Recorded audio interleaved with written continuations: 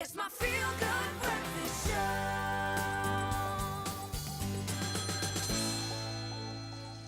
Welcome back to your Feel Good Breakfast Show. It's Expresso here on SABC3 and it's culinary conundrum time. If you have a culinary question or a baking question, this is where you get to ask it every Thursday. Our experienced and celebrated chefs are here to answer your questions. Katelyn, I'm so excited about this. I am, but I'm a bit nervous. Let's hope I know these ones. Don't be nervous. Yeah. Don't be nervous. Okay, so how this works is every Thursday you get a chance to either post a question on Instagram, or not Instagram, on Twitter or Facebook, or you can actually call us. But I've got a Facebook question right here from Noranisa David, and her question is about lemon meringues. She says, my meringue always comes out puffy and not crispy.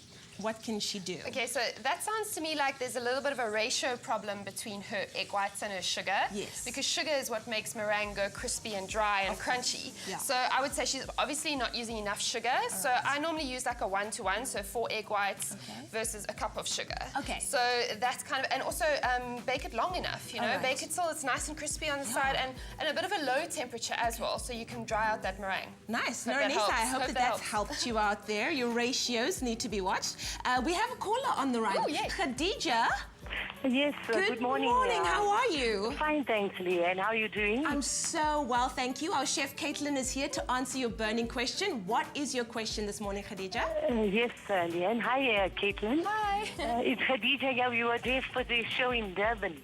Oh, yes. Khadija was at our baking boot camp. Oh, Yes, Katelyn, I'd like to know in a boiled fruit cake where they ask for crushed pineapple. Yes. Could we use fresh pineapple instead? Absolutely. Grated?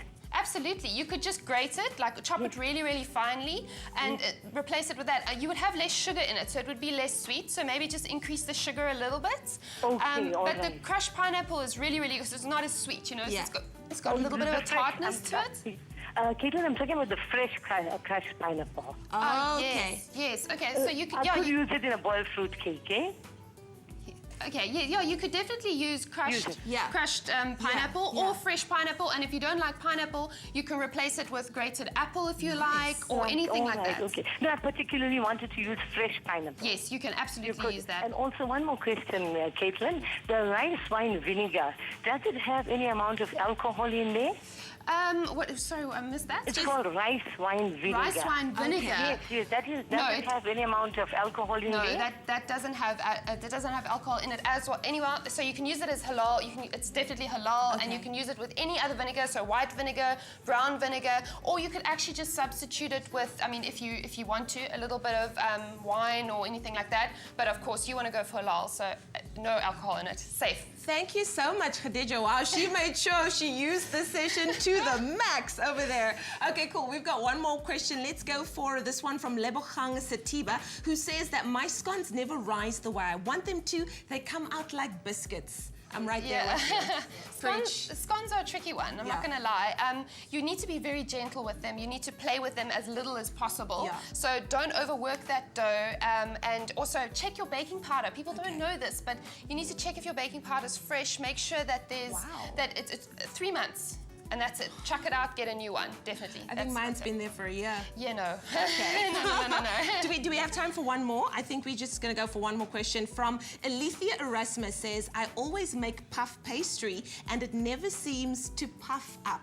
Please help. Okay, firstly, kudos to her for even making puff pastry because I buy mine. Yeah. Her puff pastry, I think what she's doing wrong is that she's baking it while it's still soft and at room temperature. Yes. So what happens is the butter's soft and the minute you put it in the oven, it all seeps out. So you need to make sure that you chill it really well before you bake it. And also check the oven temperature, 200 degrees for puff pastry. Wow, respect. Okay, so we have Venny on the line. Good morning, Venny. How are you? You've got a question about crumbed cheese. Yes, I do. Yes. Crunchies. I heard crumb cheese. It's crunchies. Crunchies, yes. Yes, I've always baked them, but it's always like chewy and never crunchy.